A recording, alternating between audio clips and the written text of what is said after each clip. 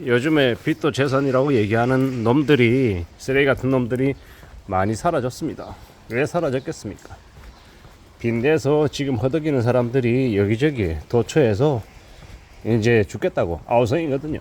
그러다 보니까 빚내서 집 사라, 빚내서 투자하라는 얘기가 쏙 들어갔습니다.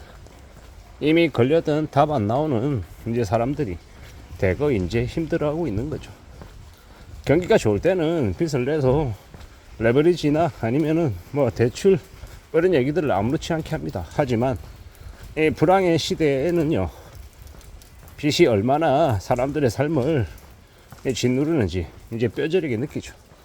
25년 7월에 스트레스 DSR 3차 시행합니다. 대출 한도가 줄어든다. 가상금리가 부과된다. 이 얘기를 그렇게 무섭게 여기지 못하는 사람들이 많은 것 같습니다.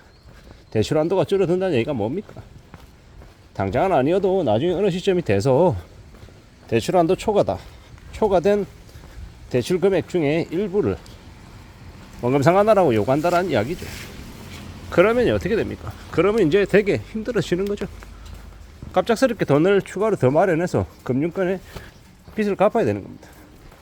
그렇게 되면 예를 들어서 5%짜리 대출 받고 있는데 3억 대출 받고 있는데 한 3천만 원 원금 상환하라 그러면요, 그 3천만 원 갑자기 마련해 가지고 갚으려면 어떻게 해야 됩니까? 제2금융권에 10% 12%짜리 빚내 가지고 1금융권에 3천만 원 빚 갚는 그런 일이 이제 생기게 된다라는 겁니다. 그러면 이 사람은요, 갑자기 3천만 원에 대해서 기존에 5%만 내든 이자 내던 걸 순식간에 뭐 10%짜리로 12%짜리로 낸다라고 하면 그 3천만 원에 대해서 5%나 7%의 추가적인 이자 비용이 발생하는 겁니다. 뭐 3천만 원에 5%면 그래 1년 해봤자 뭐 150만 원밖에 안 되는데, 월로 치면은 한 10만 2, 3만 원밖에 안 되는데 뭐 겨우 그거 가지고 그러냐, 이렇게 얘기할 수 있습니다. 근데 그 원금 상환 압박이 계속되면 이제 머리가 계속 아파지는 거죠. 게다가 아까 말씀드렸던 일부 원금 상환, 대출 한도 축소되는 것과 그 다음에 따라붙는 가상금리 부과, 1.5% 가상금리 부과, 이건 또 무슨 말입니까?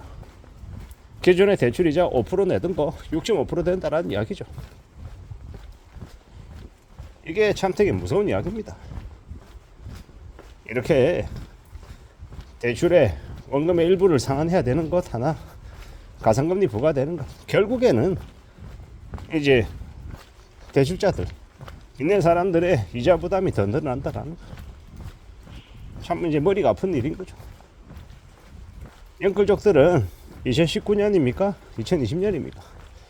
그때쯤부터 해서 대출이자 1% 후반대, 2% 초반대로 빚냈던 거 지금 한 4.5%, 5%의 대출이자를 감당하고 있죠. 사실상 그네들에게는 이자 부담이 2배 는 겁니다. 근데 이제 이 스트레스 DSR 3차 시행하고 가상금리 부과되고 원금 일부 상환 시작되면 어떻게 됩니까? 이자가 또 이제 오른다라는 겁니다.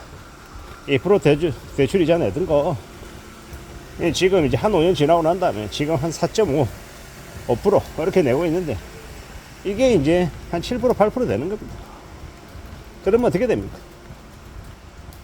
처음하고 비교하면요, 거의 한 3배, 4배 꼴이 되는 거죠. 살아갈 수 있을까? 과연 견딜 수 있을까? 되게 걱정이 많이 될 정도로 되게 쉽지 않죠. 이게 현실입니다. 영끌족들 별것 아닌 것처럼 이야기하는데 과거에도 계속 이와 유사한 일들은 있어 왔죠. 그리고 되게 큰 이제 쇼크, 위기를 겪은 사람들은 그 위기를 딛고 극복하고 다시 회복됐다라고 얘기하는 사람은 극소수입니다. 되게 상당수의 사람들이 와르르 무너지고 보통의 삶을 잃어버리고 난 이후에 복구를 거의 못했죠. 그게 현실입니다. 그게 참 답답한 노릇이지만 그게 과거에도 벌어졌고 앞으로도 벌어질 일이다라는 겁니다.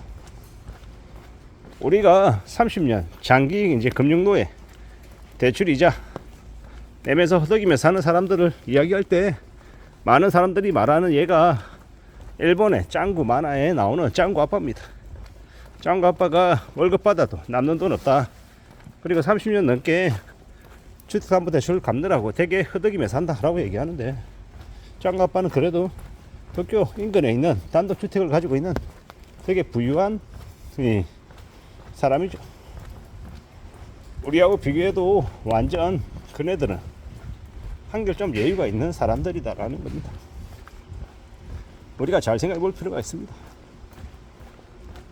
스트레스 DSR 3차 시행되고 대출 한도 줄어들고 가상금리 부과된다라는 걸 우리가 어떻게 받아들여야 될지 말입니다. 평상시 때는 경제가 여유롭고 보통 사람들의 삶이 충분할 때는 대출 좀 가지고 있는 거 큰 문제가 안 될 수 있습니다. 하지만 불황의 시기에는 그 대출이 이자를 더 이렇게 높여 받게 되고 사람들을 더 압박하고 더 쪼아대면요, 어떻게 되겠습니까? 무지하게 우울해지고 엄청나게 이제 답답해진다라는 겁니다. 그게 현실임을 잊지 않아야 될 것 같습니다. 괜찮은 것처럼, 별것 아닌 것처럼, 남들도 다 그렇게 산다는 말로 그냥 얼렁뚱땅 넘어가려고 하는데, 정말로 신중하게 생각해야 됩니다. 대한민국에 사는 사람들 중에 10명 중에 4명은 빚이 없고 2명은 빚도 없고, 2명은 그냥 빚도 없고 가진 돈도 없고, 나머지 4명은 빚이 있는 사람이라고 하죠. 대한민국 국민 10명 중에 4명이 빚이 있다라는 겁니다. 5,100만 명이다라고 하면 대략 한 2천만 명 정도가 빚이 있다라는 거고, 그 2천만 명 중에서도 금융노예 600만 명, 뭐 이런 얘기들을 합니다. 금융노예 600만 명이 뭡니까? 빚지고 되게 허덕이며 사는 사람들인 거죠. 그리고 그 600만 명 중에서 한 200만 명 가량은 사실상 쓰나미가 터지면, 경제위기가 오면 그냥 몰아가는 사람들이라고 이야기합니다. 그 200만 명 중에서 당장 한 100만 명 가량은 집도 뺏기고 차도 뺏기고 뭐도 다 뺏기고 길거리로 내앉게 된다라는 그런 말도 나오던데요. 참으로 무서운 이야기입니다. 그러한 일들이 벌어지는데, 그러한 일들이 앞으로 터져 나올 것인데, 그러한 것들을 그렇게 두려워하고 염려하지 않고 그냥 다 그런 것처럼, 다들 그렇게 사는 것처럼 그냥 자기와 합리화하고 그냥 잊어버리는 사람들이 많은 것 같습니다. 어떤 삶을 살지, 어떻게 살아가게 될지 냉정하게 살펴보고 좀 두려워하며 지내야 될 것 같습니다. 참으로 충격적인 일들이 벌어진다라고 봐야 되겠습니다. 어떻게 살아갈 수 있을지, 어떻게 견뎌낼지는 제가 각 개인의 몫인 것 같습니다. 이상입니다.